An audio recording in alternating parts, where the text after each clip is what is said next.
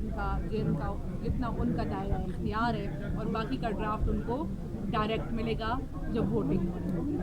تو 27ویں ترمیم کے بارے میں اس ٹائم کسی کو کوئی پتہ نہیں ہے کہ ترمیم کیا ہے، کیا کیا تبدیلیاں یہ لے کر آنا چاہتے ہیں۔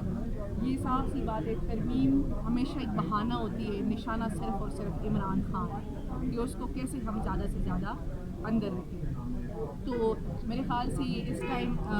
جمہور کے لیے ایک قابل شرم بات ہے کہ کس طریقے سے یہ ترامیم کی جا رہی ہے، اور یہ اس لیے کی جا رہی ہے کہ اس ملک کے نظام کو مفلوج رکھا جائے، اور عدالتوں کو یرغمال رکھا جائے، اور خان صاحب کو اندر رکھا جائے۔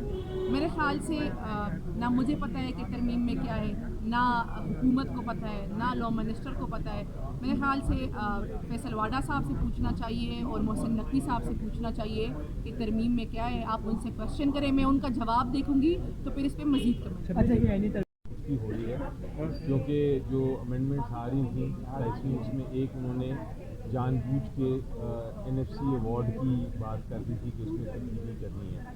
تو وہ ایک طرح فیس سیونگ دی ہے انہوں نے پیپلز پارٹی کو، کہ پیپلز پارٹی اس چیز کو ریجیکٹ کر دے اور باقی چیزیں مان لے، تو پبلک میں وہ کہہ سکیں گے کہ دیکھیں ہم نے تو NFC ایوارڈ بچا دیا۔ حالانکہ شروع سے ہی شاید مقصد یہی تھا کہ NFC ایوارڈ کو آئینی ترمیم کا حصہ نہیں بنا۔ جی دیکھیں، اگر آپ بالکل لیگل سوال پوچھیں، پھر آپ کے سوال میں دو پہلو ہیں، ایک اخلاقیات کا، ایک پارلیمنٹری جمہوریت کے ایڈیشنز کا، اور ایک لیگل۔ اگر آپ پیورلی لیگل پوچھیں تو اگر کوئی سیٹ ویکنٹ بھی ہے ابھی، یا ابھی کسی سیٹ پہ الیکشن ہونا ہے، یا کسی نے آ کے ووٹ لینا ہے، تو اس میں آپ کو رکاوٹ نہیں ہے کہ آپ